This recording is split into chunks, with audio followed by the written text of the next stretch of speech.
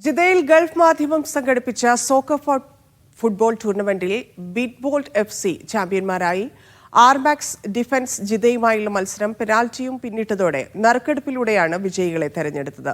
3 ഡിവിഷനുകളിലായി നടന്ന മത്സരങ്ങൾ കാണാൻ നിരവധി പേരാണ് എത്തിയത്. പ്രമുഖ ടീമുകൾ മാറ്റുരച്ച മത്സരങ്ങൾക്കൊടുവിൽ ബീറ്റ്ബോൾട്ട് FCയും ആർമാക്സ് ഡിഫൻസ് ജിദ്ദയുമാണ് ഫൈനൽ കടന്നത്.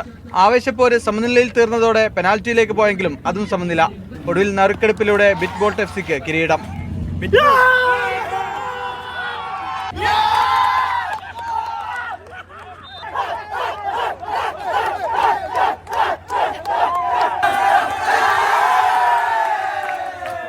ജൂനിയർ വിഭാഗത്തിൽ പെനാൽറ്റി ഷൂട്ടൌട്ടിൽ ടാലന്റ് ടീൻസ് ടീം ജേതാക്കളായി.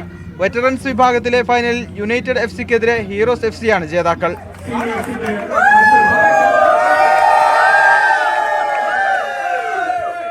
വിജയികൾക്ക് ക്യാഷ് അവാർഡും ട്രോഫിയും കൈമാറി. Jeddah chamber of commerce, entertainment and sports committee chairman doctor Abdul Ilah മുഅമ്മിനാണ് ടൂർണമെന്റ് ഉദ്ഘാടനം ചെയ്തത്.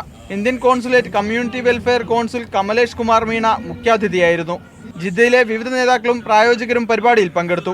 Gulf Madhyamam media 1 coordinator committee province coordinator Basheer Chulliyan, EK Noushad, Nishad Gafoor, Sadiq Ali Thuvvur, PK Siraj എന്നിവർ നേതൃത്വം നൽകി. Media 1 Jeddah.